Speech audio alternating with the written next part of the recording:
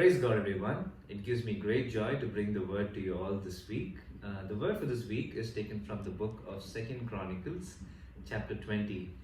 There are a couple of verses that I want to highlight, but just to give you all a gist as to what is happening in this passage, the Ammonites and Moabites, they plan to attack Jehoshaphat and his kingdom. And what Jehoshaphat does is he turns to the Lord, he seeks the Lord, and he calls for a fast all throughout the kingdom.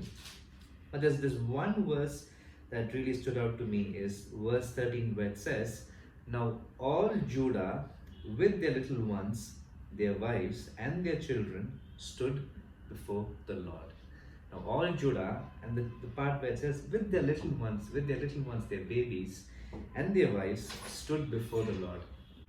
Now what really stood out to me was the fact that even the little ones were there at this place. They were seeking the Lord at a time of desperation, at a time when they needed the Lord to stand for them.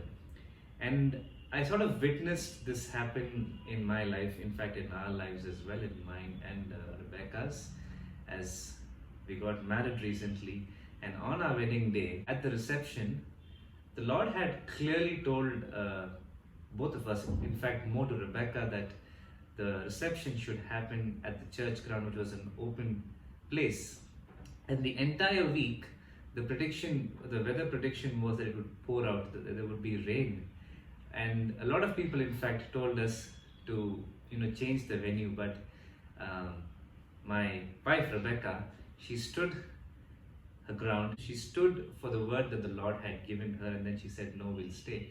And it really was a big miracle for us that everywhere around the region where we were gathered for the reception, it was raining heavily, but there was no sign of rain at the venue where the reception happened. Now, why I'm bringing this example here, and what I'm trying to say from this passage here is, it takes effort from each one of us.